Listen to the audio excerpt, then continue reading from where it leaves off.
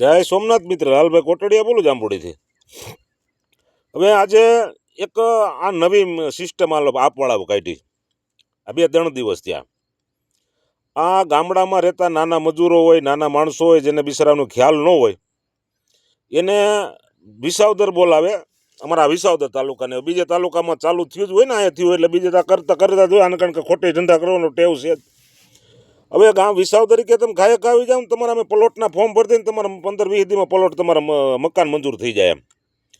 હવે ઓલા બિચારા બહાર ભાગ્યા રાખ્યા હોય, ક્યાંક મજૂરી કરતા હોય, અટાણે સિઝન છે તો કાયમના 400-500 રૂપિયા મજૂરી થતી હોય.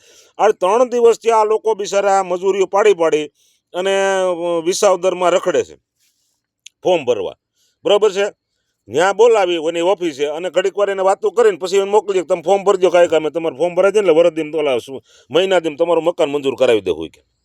હવે આ એનો બાપ એને ખબર પડે છે એટલી કે અટાણે આવો 18 તારીખે મુદત પૂરી થાય છે.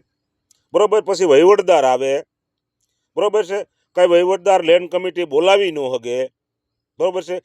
તાલુકા પંચાયત જિલ્લા પંચાયતની ચૂંટણી જાય તે પછી 2 મહિના પછી 3 મહિના પછી લેન્ડ કમિટી મળે. બરાબર? ત્યાર પછી જે કાંઈ તમે મકાન મંજૂર કરવા હોય મંજૂર થાય. પ્રશ્ન પહેલા નંબરમાં તો એ છે કે તમારે મકાન મંજૂર કરવું હોય તો તમારી પાસે પ્લોટ ઘરનો ન હોય તો પહેલાં તમારે પ્લોટ મંજૂર કરાવવો પડે. પહેલાં પ્લોટના ફોર્મ ભરવા પડે. પ્લોટ મંજૂર થાય તે પછી મકાનનું ફોર્મ ભરવું પડે. બરાબર? હવે આની એને ડોહાવને ખબર નથી અને આ બિચારા 4-5 દીથી આ બધા રખડે છે દાડીઓ પાડીને. એટલે ભાઈ આવા ખોટા પબ્લિકને હું કામે ગુમરાહ કરો? તમારા સ્વાર્થ હારુથી, તમારા ચૂંટણી હારુથી, તમારે આપમાં મત જોઈએ છે એના હારુથી આ બધા અટાણે મજૂરી હાલે છે. બરાબર? આ મજૂરી અટાણે 5-15 દી મજૂરી હોય અને 400-500 રૂપિયા પાડીને આ બિચારાને તમે ધંધે લગાડો છો.